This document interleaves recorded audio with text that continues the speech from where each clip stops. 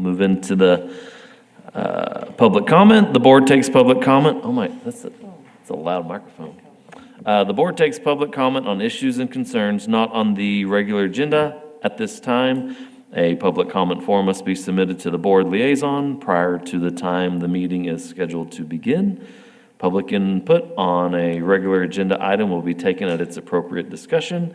Citizens should speak from the lectern, address all comments to the dais, begin by stating their name and address or single-member district number, and limit their remarks to less than 3 minutes. Do we have any public comment, or are we hit it on the agenda items, right? Okay, perfect. So we'll move to item 2, consent agenda. Consider approving the October 1, 2025 meeting minutes. Once everybody's had a chance to look through them, I'll entertain a motion and a second to accept.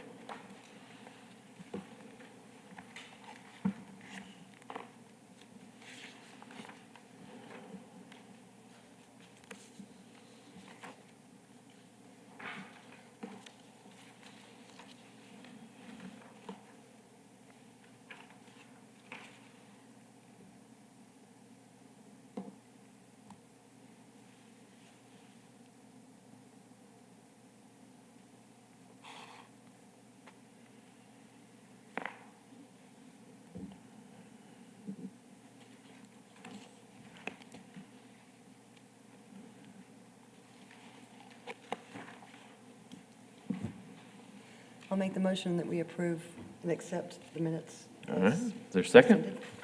I'll second. All right, all those in favor say aye. Aye. Any opposed say no. All right, on to item 3. Regular agenda, public hearing and comment. We'll move to the first item, discuss the Adopt a Spot program and collaboration with Keep San Angelo Beautiful, and recommend any related matters. This is a continued discussion. We were talking about the Adopt a Spot program, and then the question came up about how we work with Keep San Angelo Beautiful, and we do. So we wanted to have the new coordinator come to speak. Shayna Hill, you don't have to speak yet, but she's the new coordinator. She hadn't been here very long, I think just a few months. 5 months. Nice, thank you. She's been here long enough to participate in some activities, the fall sweep, I can never say this right, alcohol and drug, that. How do we say that? ADAC? ADAC, CV, ADAC, the box cleanup, and then the plaque project.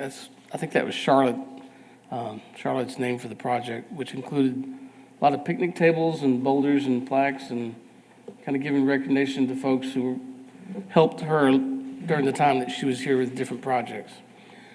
But, Shana, if you want to come speak, make sure that you start the mic.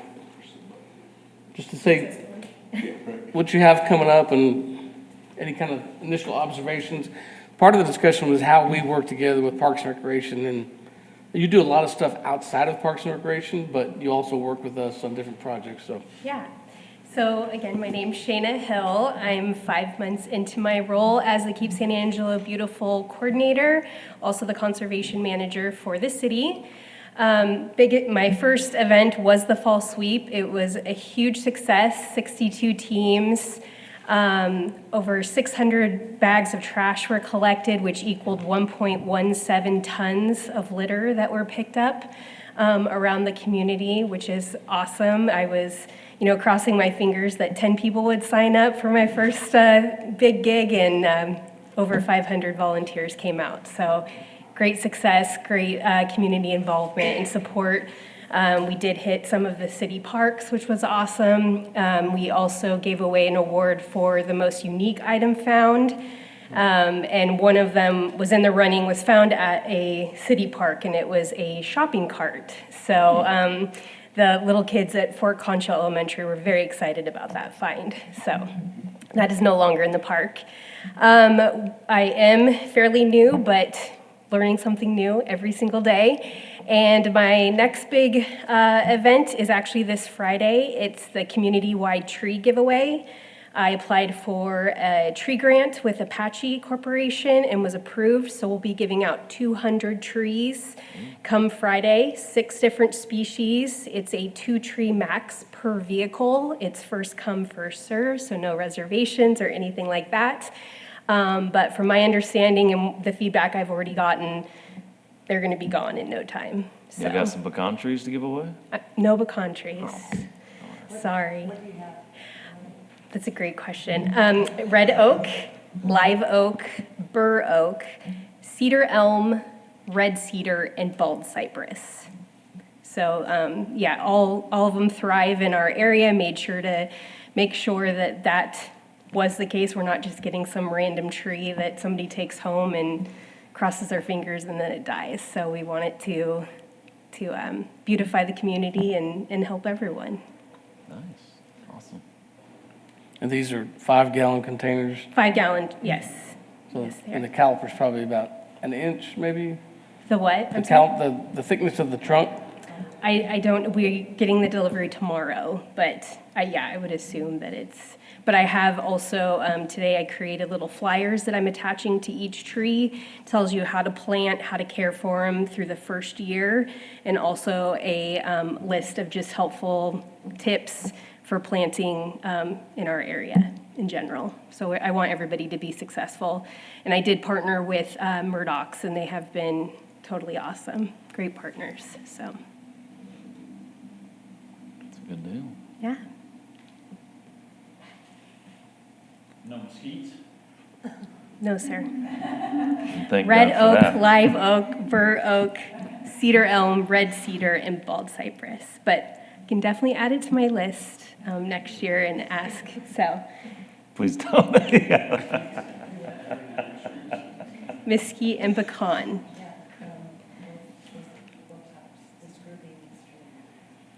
And I also have boxes of seeds, flower seeds, vegetable seeds, herbs at my office, so please come visit me. I started with 8, I'm down to 2, so please help me plant.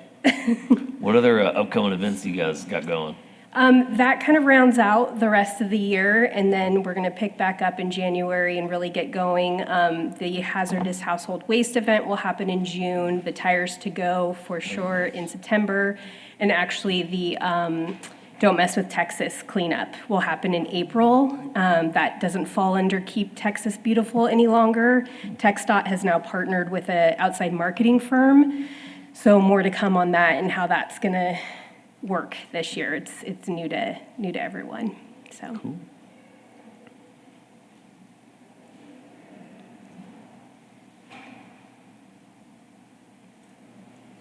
That was it, unless there's any questions. No, that's good. That's a good update. Appreciate it. Thanks for being here for 5 Yeah. months, and Yeah. look forward to having you for the next 50 years. Yeah, That's a good I'm deal. from the Pacific Northwest, so it's kind of exciting. I've been in San Angelo for a little over 2 years, so I get to bring a little bit of home to West Texas, so Yeah. it's nice. Fun. Thank Well, you. thank you.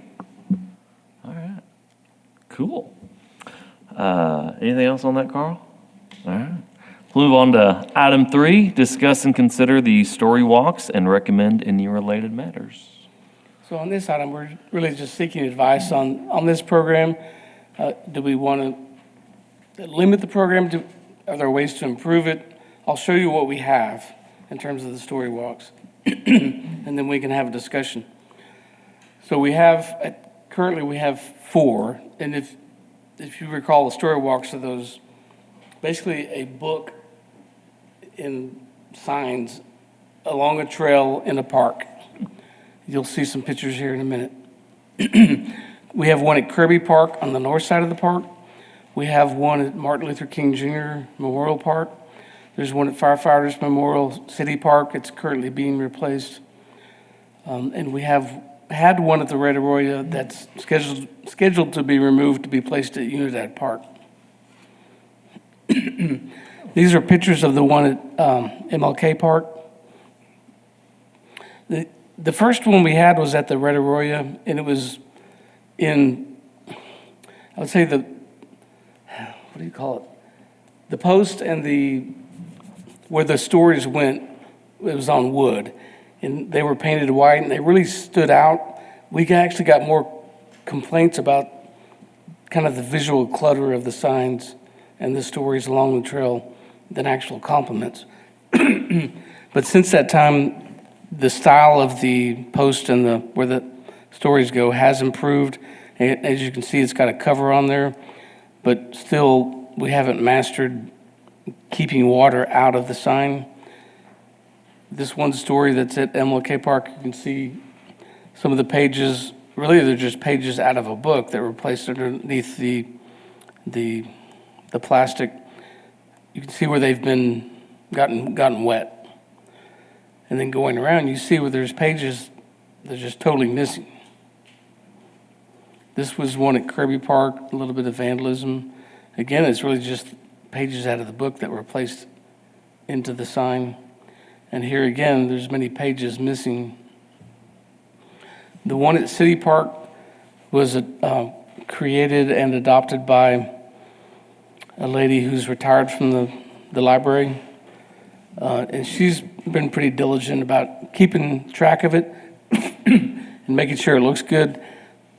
Pretty much all the pages of this one got faded by the sun, so they removed those. They had those replaced. We've picked those up, and we're going to reinstall those. So that one should be fresh and new in a few weeks. So we started these, I guess, maybe 4 years ago, I think. It's kind of a cool program. It's kind of like the free little library program where folks can come get a book and put a book in the case. This is similar, where the kids can have something to read. If they're just hanging out and not playing on the playground, they can read a story. And it also encourages folks to walk along the trail, particularly on a longer trail, to read the story. But they haven't been well received and well maintained. I think it's a cool idea. I think I'd like to keep it, but I just want some ideas of how to improve it and maybe kind of limit it.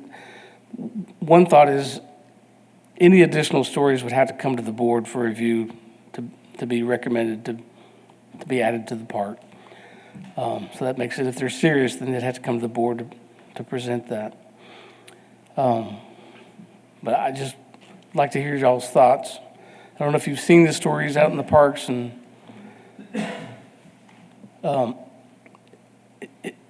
we would prefer to have somebody adopt these and take care of them, because we really can't keep up with them. But if they can't keep up with the stories, and we can't find somebody else to adopt them, then I think we need to take them out, because it can be visually cluttering. Do we have little libraries at each of these parks? We have what?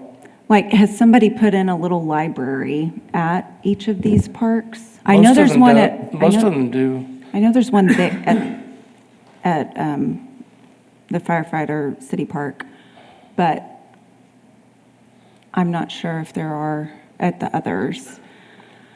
I mean, And we've had some issues with those too as well, keeping those maintained. Right. I know there's one at MLK. Where else? There was a list of 10 that we had. Several of them have been vandalized and had to be removed. There are a few that are still standing. Santa Rita, which I think the school actually maintains and Yeah. restocks that one. I restock it. Yeah, Martin Luther King is another one that's still standing, and there aren't many others that are still left. But I mean, it's organizations typically that put them in and agree to maintain them, and then if they get dilapidated, y'all take them out, right? Yes. Okay. The group that sponsored and donated, I believe, 4 of the little free libraries actually came and picked them up, and we're going to refurbish and give them back to us to reinstall, but we haven't heard back. Okay. So, I mean, just in my opinion,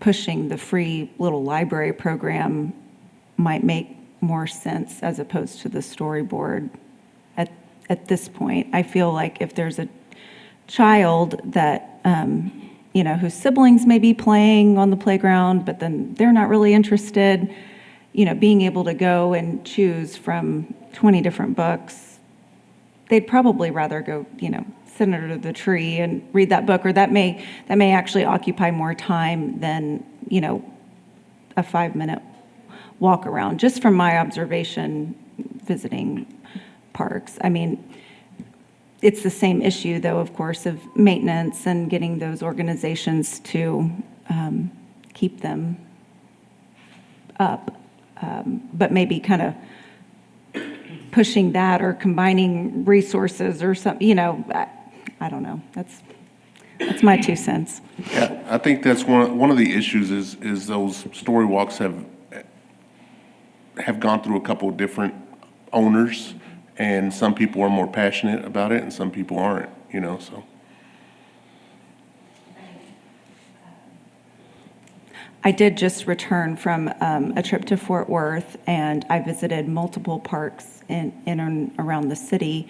Of course, one of them was the Botanic Gardens, which, is a whole nother level of, visitation. But I was reminded of some of the, more permanent, storyboard-esque features where it was more like education on Texas native plants, and it's like it would be more similar to the little story that we have by the visitor center, where they're like in a permanent plaque type, either metal, wood, just, something that's not quite as,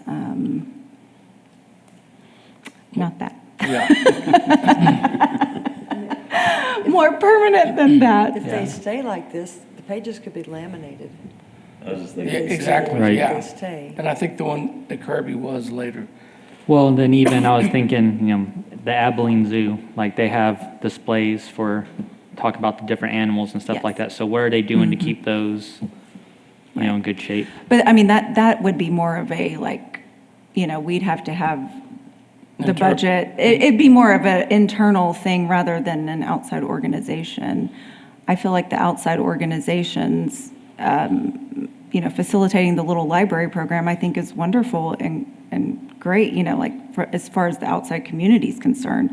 I think if we want storyboards, though, even if we just pick one location, I think we move towards the more permanent version, such as like the zoo or the Botanic Gardens, or, something that's going to be, that will be in full operation, control, maintenance of. I don't know. That's just fresh off of my little excursion. Those are my thoughts. So the story works, yes, if we have the resources to do it ourselves, but in terms of volunteers, have them have more effort towards maybe a free little library. That's my suggestion. That helps.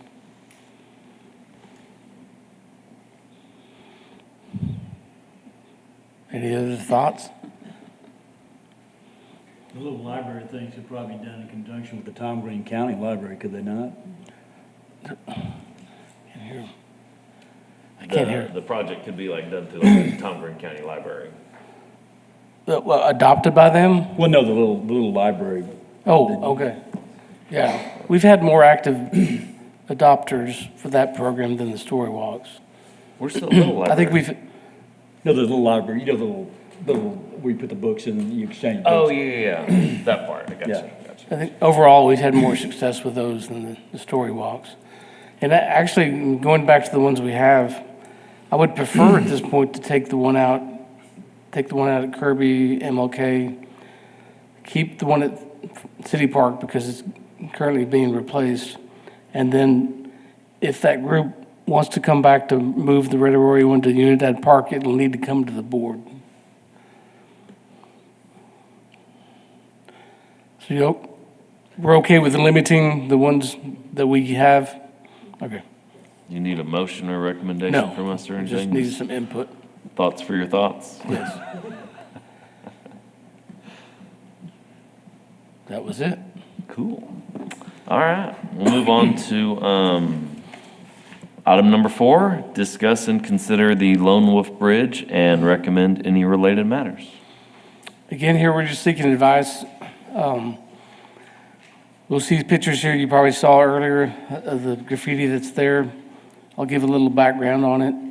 But we're wanting advice how we should have this open to the public. Should it be open just for rentals and special events, or should we keep it open, see how it goes, and then if we have problems, close it up, address it? I need some input on this. So Lone Wolf Bridge over on the southeast side of town off Paint Rock Road. It's a TxDOT bridge, a historic bridge. I guess that was the way to cross the river there until the more recent bridge was put in. The city got it in 2011, and we didn't get additional resources to maintain it. And it was interesting the first maybe 4 or 5 years, folks did rent it for different special events. It's kind of a cool setting there above the river. I know Art and Uncommon Places used it 2 or 3 times, and then there's other organizations that used it, but it's since kind of fallen out of use. You'll see pictures here in a second. We've gotten funding to install gates. Don't hold me to the time frame, but we're ordering those gates. They're going to get fabricated and installed here in the near future. I'm going to put in some cameras. We've got volunteers that are lined up to repaint and clean up some of the graffiti. And then operations and Public Works has promised to do some tree trimming so you can have clear lines of sight into the property. And I think a long-term fix, going back to that map, is to continue the river trail, which basically stops here. It goes into the sports complex, but it stops here. Continue that trail south along Bell Street, and then continue down along South Concho Park Trail Drive, and go into that area, connect to the bridge, and then cross over into the neighborhood. And then also go through the old fire training center site along the river and connect to Glenmore Park. I think once that's done, I think you'll definitely see more users. There will be a trail there. Folks can walk, bike, whatever, along the trail and connect to the bridge. Here are pictures.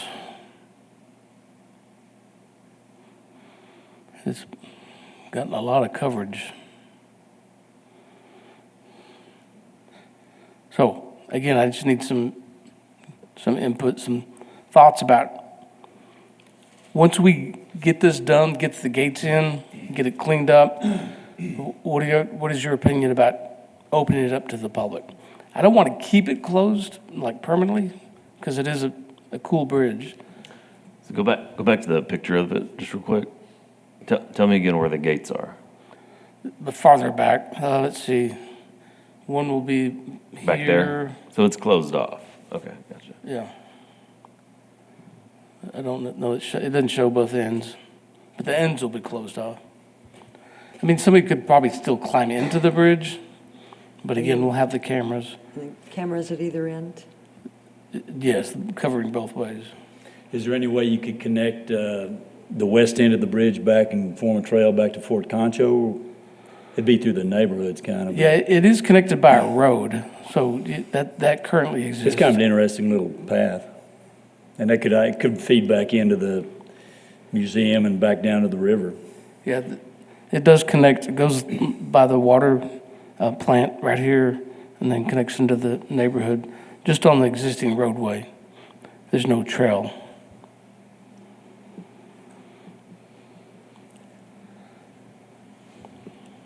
Has Art and Uncommon Places expressed any interest in making that a site? They've used it before, and they've talked about using it before. Like actually, They've got lots of projects. doing, I don't know, almost like covering up art, art with art, like using what's been done to make it into an art piece. I don't know if we, I think it would be more, keep it the way it was, historic type area, rather than art and uncommon places. Well, I mean, I'm Yeah. just seeing there's a lot. it's There's a lot. Yeah, I think we could push it a little better, let folks know that it's available for use, and try to push more activity over there. I think with more people using it, a lot of this will not happen as much. They'd still go in and vandalize the art that was there if it's, I think.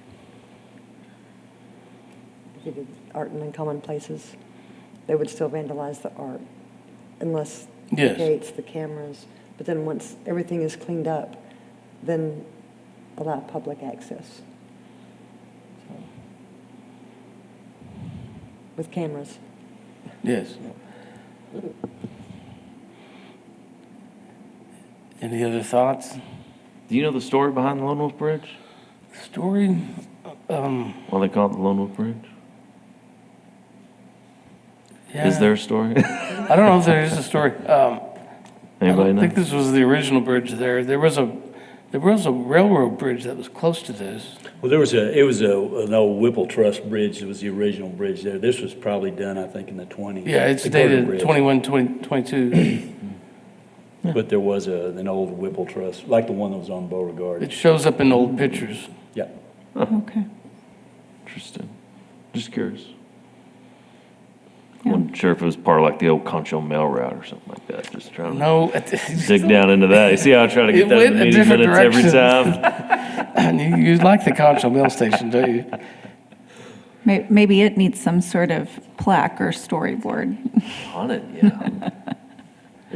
There are plaques on there. Are there? Okay. Yeah, I don't know if they show up. On either end, there's different plaques, historic plaques. You can't see them here. Must be on the other end. It's on the top of that cross truss up on the, Here or here? it's above. It's Oh, on there. the upper truss. Yeah, Yeah, there now it I is. see it.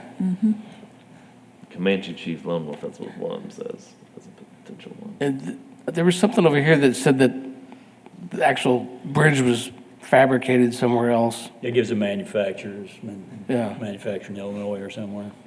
It's a cool bridge. Yeah, I see it as like a place where like, not that I grew up in Wall, but like you can take senior pictures at or something like that. Yeah. Engagement pictures or something like that. It's just got that rustic look like the bridge in Selma or something like that. You see in the movies and things like Yes. that. And it's just like, it's there. Every time you drive by it, everybody knows what it is. Should never drive across it. So it sounds like you're okay with keeping it open, trying to push activity there. Yeah. Okay. Not permanently closing it. Okay. I don't need a formal recommendation. I just want to Bring it up. Cool. get some input. All right. Thank you, Carl. Move on to item 5, hear and discuss an update on the River Parks Master Plan. Yes, this month's update. So I think we told you we got 11 submissions.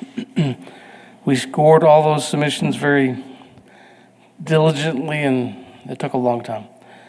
And we shortlisted 3 of those firms, and then we interviewed those 3 firms here in San Angelo. They came here to give a presentation to us and let us ask questions. We selected one of those firms, and we worked through already some contract language, but right now we're trying to pin down the cost. And the cost depends on how many public meetings you want to have and as much engagement that they're going to give us during this process. So I'm pinning that down. And I got to secure all the funding for that. At this point, I'm planning to take it to council December 2, not November 18.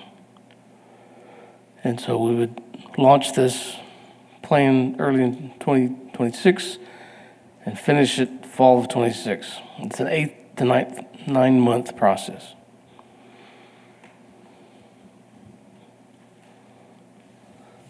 That's the update. Cool. Are they working under any guidelines from the city? I mean, as far as the scope of the project? Yes, and that was in the directions? original RFQ, request for qualifications, that was all in the scope was. And we went, when I met with them online earlier this week, we went over all of that again, talked about it some during the interviews. I think it's gonna be good. I have a good feeling about it. I mean, the key is gonna get everybody engaged in what they want to see with these properties. You talking about design input from the public? Yes. What firm was selected? Which one? SWA out of Houston. SWA Group, I think they're called.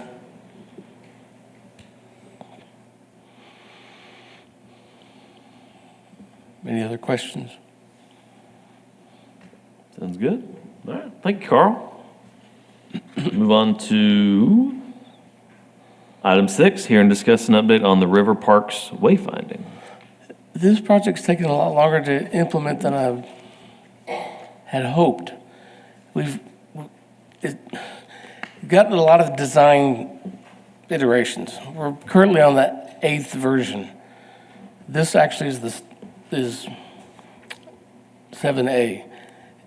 So I think you've seen earlier versions of this, but this shows the signs, and if you recall, there's 3 types of signs. There's map signs, there's information signs, and there's directional signs.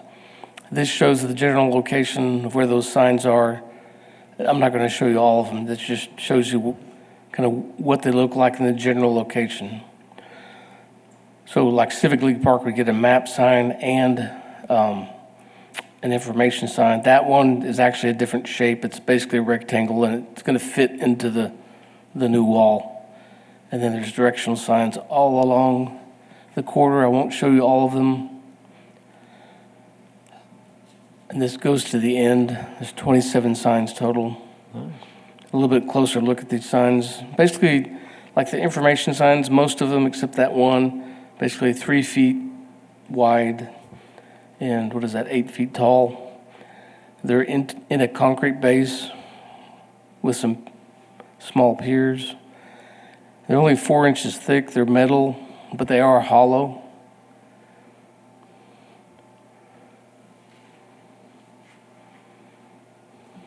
These are a lot of the different directional signs. Part of what took a lot of time is figuring out, I'm sure we made a mistake still, what to say and what direction to point. We actually went on the trail and took little cutouts of the signs and looked to see if it was right. That's a map sign. There's 4 of those. This one shows the piers.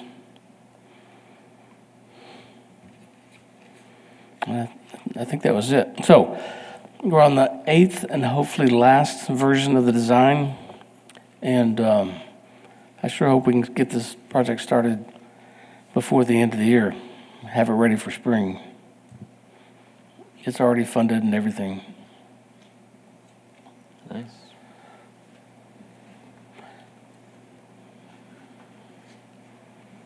It's good. Questions, comments, concerns?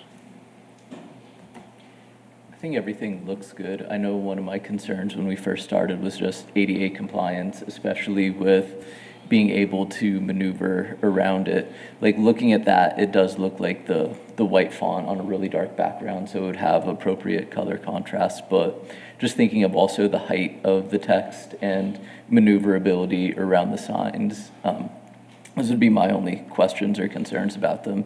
But when I brought that up last time, they said that that was all considered in overall the scope of the project. So just wanted to make sure we were still on track with that for compliance reasons.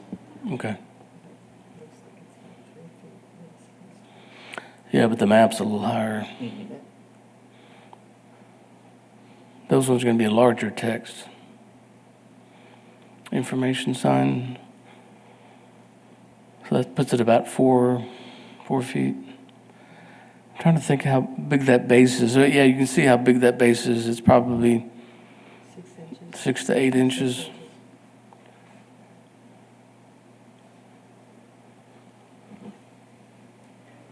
I think it looks great though. Like I'm not seeing any obvious problems. I think it's more like location and making sure that it's not a challenge to maneuver around or to get by.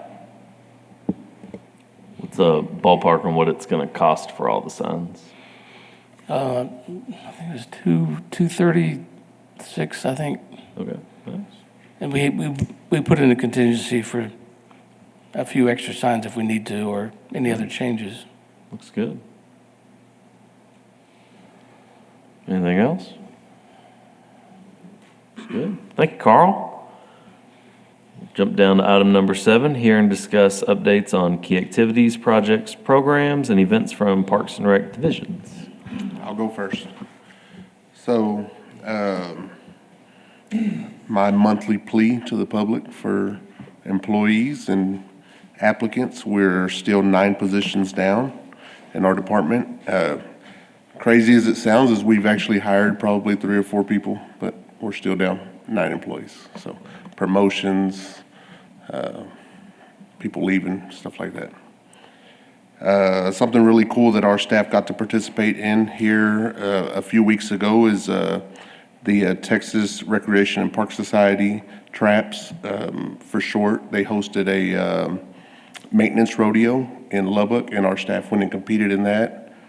They do several different competitions: mower, backpack blower, backhoe, truck and trailer, things that we do on a daily basis. And so our staff got to compete. We had several go down to Lubbock and compete in that, and we had several that qualified for the state maintenance rodeo that they host annually. So that's something that our staff gets pretty pumped up about when they get to compete against other cities. So That's awesome. pretty cool, pretty cool.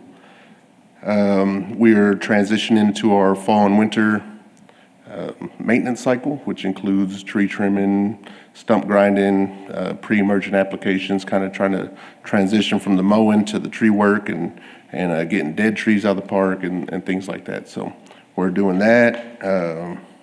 We are working with the downtown San Angelo on the Concho Christmas displays that are going up downtown and through the river. We kind of coordinate just the placement and things like that on that, for that event. We're also going to be getting ready to start planting trees here soon. Once it cools down, the weather's been a little bit bipolar, to say the least. We're still feeling summerish outside. But as soon as we cool down, we'll get ready to start planting trees, and we're doing our fall and winter fertilizations right now in the parks. And other than that, it's just regular maintenance. Good. I have a quick question. Why do you prune trees right now? Why are you trimming trees right now? So you trim trees in the wintertime because that's when they are storing their sugars Yes. instead of actively using them. Everything's So going down to the it's a better roots. practice Right. to, right now, while the energy is not being utilized to But we're not to into prune. winter yet. Not yet. We haven't started that process Okay. yet. We're getting ready to transition into that. Okay. But, yeah. But dead trees, there's no storage, so they need to come out.